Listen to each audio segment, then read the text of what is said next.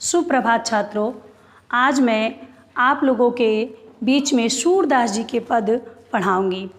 बच्चों, सूरदास जी का जन्म सन 1478 ईस्वी में रुनकता नामक स्थान पे हुआ था।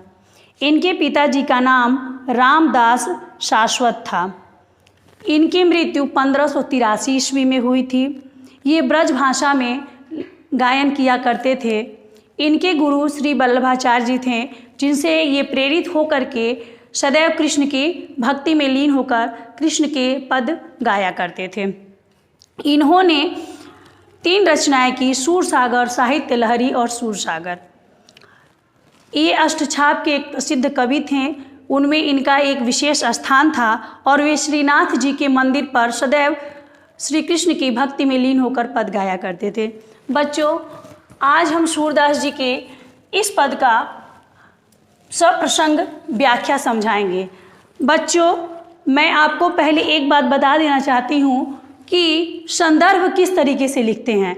संदर्भ में आप लिखेंगे प्रस्तुत पद्यांश हमारी पाठ्य पुस्तक हिंदी के सूरदास के पद नामक पाठ से लिया गया है। इसके लेखक अष्टछाप के इसके रचयिता अष्टछाप के प्रसिद्ध कवि सूरदास जी हैं। प्रसंग के अनुसार इसमें यह होता है कि सूरदास जी इस पद के रूप में यह बता रहे हैं कि किस प्रकार से अपने आराध्य के प्रति, श्री कृष्ण के प्रति सूरदास जी का प्रेम है, इसको इस पद के अंतर्गत दर्शाया गया है। समय को बर्बाद न करते हुए मैं इसका सस्वर वाचन करती हूँ और आप इसको ध्यानपूर्वक सुनेंगे। चरण कमल बंदौ हरिराई, जाकी कृपा पंगु गिरि लांघे, अंधे को सब कुछ दर्शाई, बहिरो सुने गूंगे पुनि बोले, रंक चले सिर छत्र धराई, सूरदास स्वामी करुणा में बारे बारे बंदौ तिहि पाई। सूरदास जी कहते हैं कि मैं उस चरण कमल बंदौ हरिराई, मैं उस कमल रूपी चरणों की वंदना करता हूँ। जाकी कृपा पंगु गिरि लांघे, जिसकी कृपा से, यदि उनकी कृपा हो जाती है, उनकी अनुकंपा हो जाती है, तो वह पंगु गिरि लांघे, जो पंगु होगा, जिसके पैर नहीं होंगे, वह बड़े बड़े पहाड़ों को लांघ जाता है। यही नहीं, अंधे को सब कुछ दर्शाए।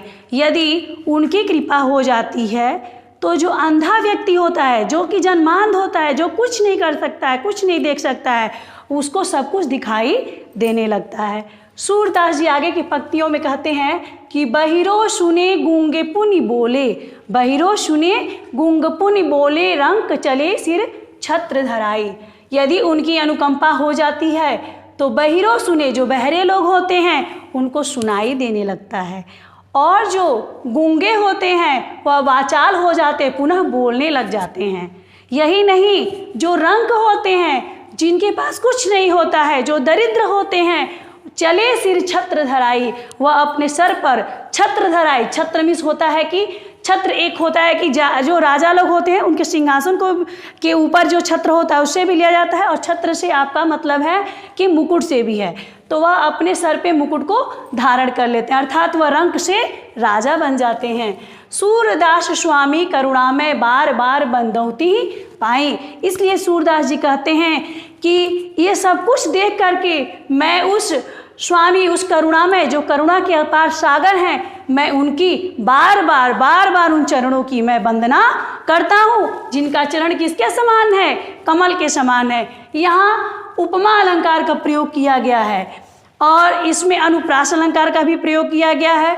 जो छंद है वह गेय पद है, इसमें शैली जो है वह मुक्तक शैली का भी प्रयोग किया गया है और गेय शैली का भी प्रयोग किया गया है। इस प्रकार बच्चों, इस पद का मैं व्याख्यान खत्म करती हूँ।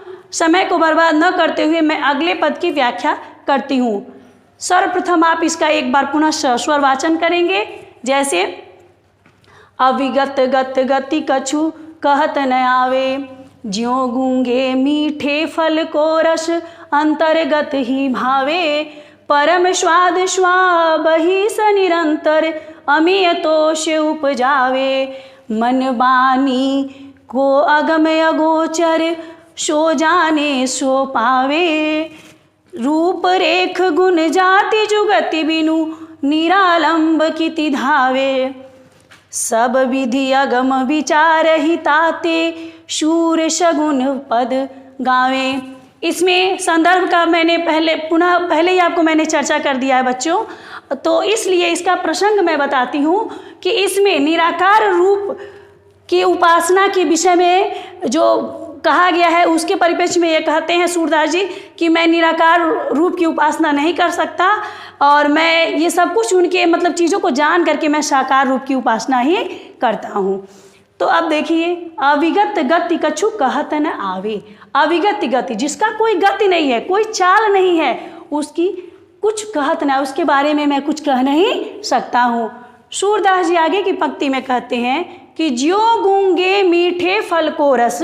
जिस प्रकार कोई गूंगा व्यक्ति होता है जो बोल नहीं सकता है, वो उसको यदि मीठा फल हम दे देते हैं अंतर्गत ही भावे, तो वह उसको खा करके अपने मन में ही उस चीज़ों को समझता है और उसकी मिठास को वह खुद ही अनुभव करता है और किसी को बता नहीं सकता है। उसी प्रकार से उस निराकार परमेश्वर की यदि हम उपासना करते हैं जिसका न रूप है न रंग है आकार है, तो मैं उसके बारे में कुछ किसी को बता नहीं सकता हूँ।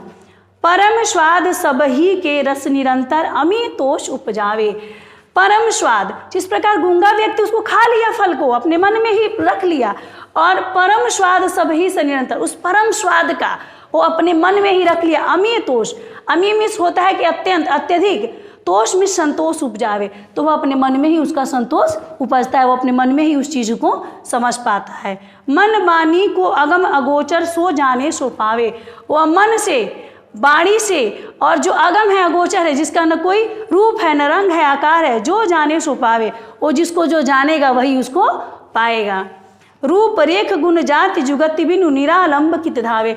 न जिसका रूप रंग है, न गुण है, न कोई उसका गुण है, न उसका कोई जाति है, न कोई जुगति कोई उपाय है, बिनु निरालंब, किसका आलंब ही नहीं है, कोई रेखा ही नहीं है, कित धावे, उस पर कैसे कोई धाएगा, कैसे कोई उस प्रभु की आराधना करेगा।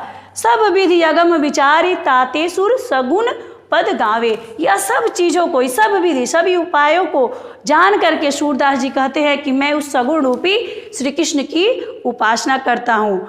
तो बच्चों, इस प्रकार से इसमें आपका उत्प्रेक्षा अलंकार का प्रयोग किया गया है, गेय पद है, भाषा शैली सरल एवं सुबोध है। इस प्रकार मैं अपने वाणी को विराम देती हूँ। अगले पद में मैं पुनः अगले व्याख्या के साथ आपसे मिलूंगी। धन्यवाद।